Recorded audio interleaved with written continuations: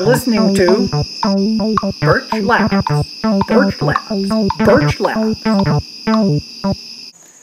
Hey folks, in this simple demonstration, I'm going to help you understand the difference between saturated fats and mono and polyunsaturated fats.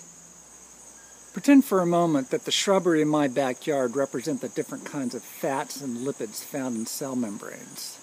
You can have saturated fats, monounsaturated fats, and polyunsaturated fats. This bush has a lot of space between the branches. It's not packed together so tightly. This would be a good example of a mono or polyunsaturated fat. We'll get to the other kind at the end of the video. Alright, now here's where it gets interesting as I try and crawl through a cell membrane made with a lot of polyunsaturated fats.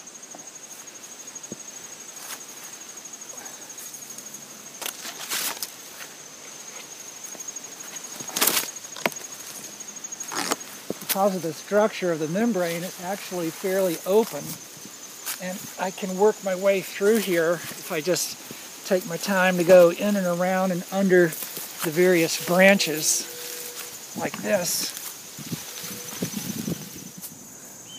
Not that hard working your way through a cell membrane if you have enough mono and polyunsaturated fats, because there's a lot of space in between everything to navigate your journey. You know, they say you are what you eat, and if you eat good, you'll be healthy and strong just like you should be. So you want to eat a lot of mono and polyunsaturated fats so the membrane isn't too sticky and things can slip through it a little easier. To end up with cell membranes kind of like this shrubbery here with lots of space, you need to eat the right kinds of foods. A lot of oils and olive oil and fish oils. You want to stay away from too much lard and Crisco and bacon grease and animal fat. All those things will just make membranes that are really sticky. Well, I've taken you on some journeys there through the mono and polyunsaturated fats.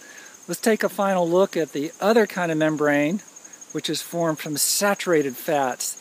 Those fats that have straight tails and they pack together really tightly. Let's come on over here to this bamboo fence that I made.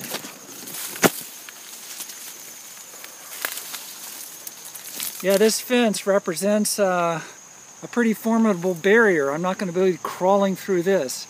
And if you make a cell membrane out of a lot of saturated fats, they pack together really tightly, just like the rungs of bamboo in this fence.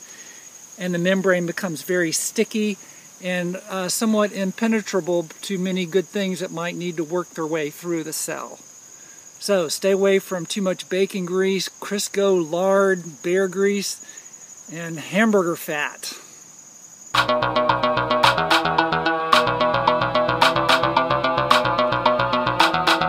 Thanks for listening to Birch Labs.